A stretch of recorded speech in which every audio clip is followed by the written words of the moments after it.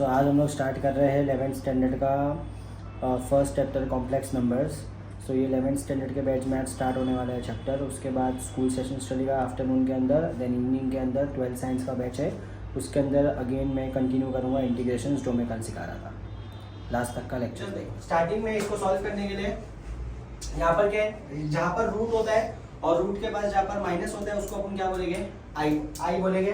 4 का 4, square root of 4 is 2, root of -1 is i, plus 5 ये हो जाएगा मल्टीप्लाई बाय 3i माइनस 3 ये हो जाएगा 4i। समझ में आ गया ये 4i कैसा हुआ? पक्का। Minus of root will become i, 16 का स्क्वायर रूट इज 4, 4 2 जा ये पूरा एक तरह 4 2 जा 8i plus 15i minus 12i। 8 plus 15 कितना होता है 23, 23 में से 12 का तो कितना बचेगा 11i। कितना बचेगा 11i। समझ में आ गया? कॉन्जुगेट्स का मतलब क्या होता है? Opposite sign. क्या होता है? Opposite sign. क्या होता है? कॉन्जुगेट का मतलब क्या होता है? अपोजिट साइन के साथ अपने को सॉल्व करना है इसके अंदर। ठीक है। अब फर्स्ट वाला जो क्वेश्चन अपने को दिया हुआ है वो अपने को फर्स्ट वाला जो क्वेश्चन दिया हुआ है वो दिया हुआ है 3 प्लस i।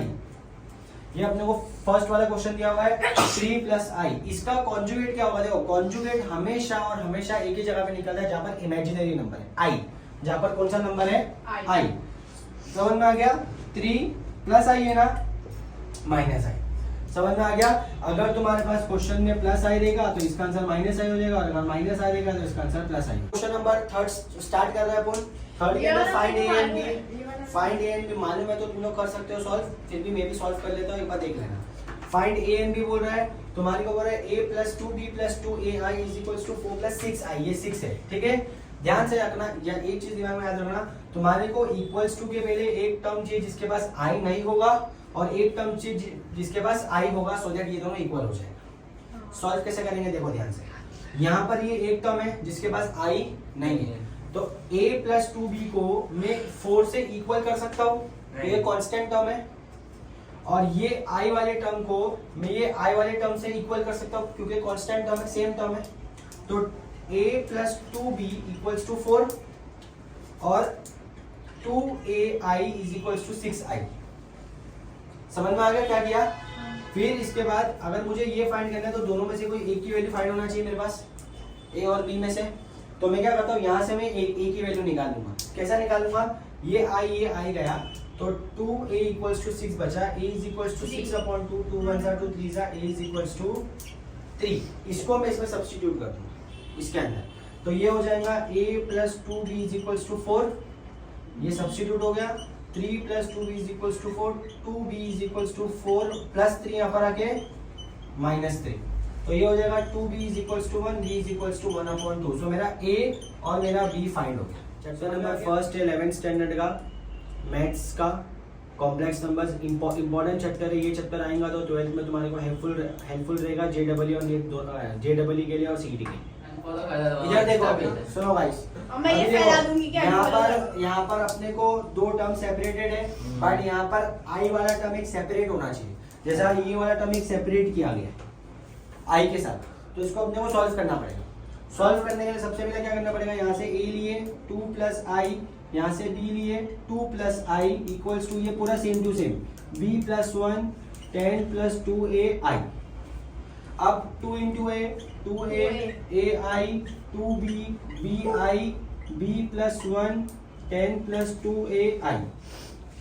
अब इसमें से कॉमन निकालेंगे और ये दोनों से कॉमन निकालेंगे, तो ये दोनों साथ में हो जाएगा 2a + 2b प्लस इसमें से कॉमन निकालेंगे i a + b = b + 1 10 + 2ai। समझ में आ गया?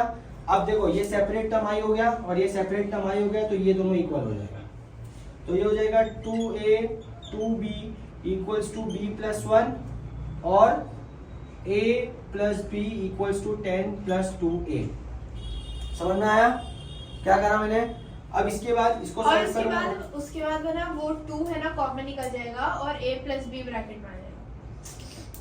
प्लस b यहाँ पर आके -b हुआ, तो ये हो जाएगा 2a + 2b - b = 1। तो ये हो जाएगा 2a + b = 1। समझ में आ गया? इसके बाद ये 2 है यहाँ पर गया तो ये हो जाएगा a minus 2a plus B equals to 10, तो minus 2a plus B equals to 10। अब ये दोनों जो इक्वेशन आए ना ये दोनों को अपन करेंगे साइमल्टेनियसली सॉल्व। तो ये हो जाएगा 2a plus B equals to 1, इसको इधर लिखा, minus 2a plus B equals to 10, इसको इधर लिखा, cancel, 2b equals to 11, b is equals to 11 upon 2, b का आंसर आ गया, सब्स्टिट्यूट कर दो, एक आंसर आ जाएगा। That's it. गलत कर गाइस, सो आफ्टर सेशन चालू है हम लोग का स्कूल लेवल का, तो ये हम लोग के स्कूल के स्टूडेंट है। सो गाइस, अभी आफ्टरनून के बैच के बाद हम लोग का इवनिंग का बैच स्टार्ट होने वाला है। तो अभी वही जो कल 12 साइंस का जो बैच था वही आएगा अभी, और हम लोग वहीं से स्टार्ट करेंगे जहाँ पर हम लोग ने कल स्टॉप किए थे, चैप्टर इंटीग्रेशंस। सो लास्ट तक का लेक्चर देखिए, आज देखते हैं कितने सब जो अपन ने कल छोड़े थे सम को, वही अपन आज यहाँ से स्टार्ट करते हैं। क्वेश्चन नंबर 1 का 5th सम है। ये सम के अंदर इसका रूल क्या है, इसका फंक्शनिंग क्या, पहले ये सबसे पहले समझ लो। ये जो डिनोमिनेटर है ना अपने को सेपरेट करने का, इसमें सेपरेट, इसमें सेपरेट और इसमें सेपरेट करना, ठीक है। सेपरेट करने के बाद क्या होगा, integration 3x cube upon x root x minus 2x upon x root x plus 5 upon x root x, ठीक है। और लास्ट में क्या आएगा कल के जैसा dx। ये dx का मतलब क्या होता है, अपने को जहां पर भी x वाला टर्म है वहां पर अपने को इंटीग्रेशन करना है। अब इसके बाद ये x रूट x है और ये x क्यूब है, दोनों का अपने को एक कॉमन x बनाने का है। 3 इंटीग्रेशन 3x बना दिया, ये लिख दिया मैंने 3, जो क्यूब पे था वो लिख दिया। ये दोनों को सॉल्व करूंगा ना, x रूट x को जब मैं सॉल्व करूंगा तो मेरे को आएगा x 1 plus 1 upon 2 will give me x 3 upon 2। समझ में आया? ये जो थिंग है ना ये इसका आंसर है। जब ये इसका आंसर ऊपर जाएगा ना तो ये हो जाएगा माइनस 3 अपॉन 2। समझ में आ गया? माइनस 2 सेम प्रोसेस जो यहाँ पर करेंगे वो एग्जैक्टली सेम प्रोसेस अपन यहाँ पर करेंगे, तो ये हो जाएगा 3 upon 2 plus 5x raise to minus 3 upon 2 और ये हो जाएगा dx, ठीक है। इसके बाद नेक्स्ट स्टेप में कैसे सॉल्व करेंगे, ये मैंने लिख दिया इंटीग्रेशन 3x 2 3 जा 6 में से गया 3 तो बचेगा 3 अपॉन 2 माइनस इंटीग्रेशन 2x 2 1 जा 2 में से गया 3 तो यहाँ पर बचेगा 1 अपॉन 2 प्लस ये ऐसे के ऐसे देगा क्योंकि इसके आगे कुछ भी सॉल्व नहीं हो सकता है, ये आएगा dx। अब यहाँ पर लगेगा x raise to integration x raise to n का फॉर्मूला क्या होता है, integration x raise to n का फॉर्मूला क्या होता है, x raise to n plus 1 upon n plus 1 plus c। This is the formula which I will use. समझ में आ गया मैं यहाँ पर क्या बोल रहा हूँ। इसके बाद यहाँ पर फॉर्मूला लगेगा, यहाँ पर फॉर्मूला लगेगा, यहाँ पर फॉर्मूला लगेगा, बाकी कोई भी नंबर पर फॉर्मूला नहीं लगेगा। ये मैंने लिख दिया 3 integration x raise to 3 upon 2 dx minus 2 integration x raise to minus 1 upon 2 dx plus 5 integration x raise to minus 3 upon 2 dx। Next step में जब मैं इसमें फॉर्मूला लगाऊंगा x raise to 3 upon 2 plus 1 upon 3 upon 2 plus 1 minus 2 x raise to minus 1 upon 2 plus 1 upon minus 1 upon 2 plus 1 plus 5 x raise to minus 3 upon 2 plus 1 minus 3 upon 2 plus 1 after integration what we will put plus c। समझ में आ गया। Next step में क्या करेंगे, इसको solve करेंगे, evaluate करेंगे, तो ये हो जाएगा 2 1 जा 2 2 प्लस 3 5 तो ये हो जाएगा 5 अपॉन 2, ये हो जाएगा 5 upon 2 minus minus plus 2x half में से 1 गया तो यहाँ पर बचेगा 1 अपॉन 2, यहाँ पर बचेगा 1 अपॉन 2 प्लस माइनस माइनस ये हो जाएगा, ये ऊपर जाएगा, ये वाला जो पोर्शन है वो या तो तुम एक काम करो इसको ऐसे ही लिख दो x प्लस माइनस माइनस 2 1 जा 2 तो ये हो जाएगा माइनस 1 अपॉन 2, यहाँ पर आएगा minus 1 upon 2 plus c। Now the last step के अंदर क्या करेंगे, जो पावर पे पावर होता है वो जाता है न्यूमरेटर में। समझ में आ गया। तो ये गया 2 मल्टीप्लाई में तो ये हो गया 6 upon 5 x raise to 5 upon 2 plus 2 2 जा 4 x raise to 1 upon 2 minus minus plus 5 2 जा 10 x raise to minus 1 upon 2 plus c। This is the answer.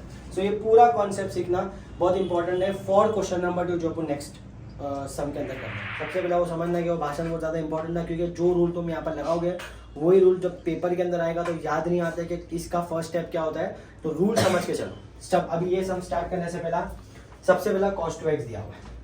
cos 2x का उसके साथ में नीचे क्या दिया हुआ है, sin square x और cos square x। एक बात हमेशा याद रखना, cos 2x का एक ऐसा फॉर्मूला होता है जिसके अंदर तुम्हारे को cos स्क्वायर भी आता है और sin स्क्वायर भी आता है। वो फॉर्मूला क्या है, cos 2x का जो तुम्हारे पास फॉर्मूला होता है वो होता है cos square x minus sin square x। ये इसका फॉर्मूला है। ये फॉर्मूले को अपने को इसके ऊपर अप्लाई करने का है। Integration cos square x sign square x upon sine square x cos square x. समझ में आ गया? ये मैंने मेन रूल अप्लाई कर दिया इसके ऊपर।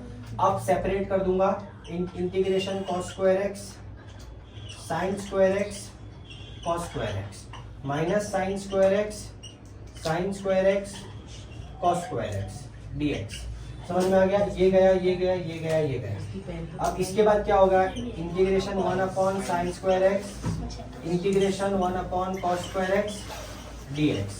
1 अपॉन साइन स्क्वायर एक्स क्या होता है? Integration cosec square x integration sec square x dx। समझ में आ गया यहाँ तक का? अब इंटीग्रेशन कोसेक स्क्वायर क्या होता है? देखो, अगर तुमको फॉर्मूला नहीं आ रहे, सिंपल डिफरेंशिएशन में कोसेक स्क्वायर किसका फॉर्मूला होता था? किसका फॉर्मूला होता था? कॉट एक्स का फॉर्मूला होता था। तो यहाँ पर जो कोसेक स्क्वायर का फॉर्मूला होगा वो होगा कॉट एक्स। क्या होगा? Cot x. तो यहाँ पर मेरे को आ गया cot x minus sec square का फॉर्मूला क्या होता था? tan। तो यहाँ पर क्या हो गया? tan x plus c। This is the answer. समझ में आ गया? सिंपल सम था, इंपॉर्टेंट सम। इसके बाद क्वेश्चन नंबर 6। सो यहाँ पर हम लोग स्टॉप कर रहे हैं हम लोग का लेक्चर, जिसके अंदर हम लोगों ने question number 1, question number 2, question number 3 पूरा सॉल्व कर लिए है। सो कल की वीडियो के अंदर क्वेश्चन या तो कोई एक्सरसाइज नंबर 2 आएगा या तो कोई दूसरा चैप्टर मैथ्स 1 का आएगा। Stay tuned.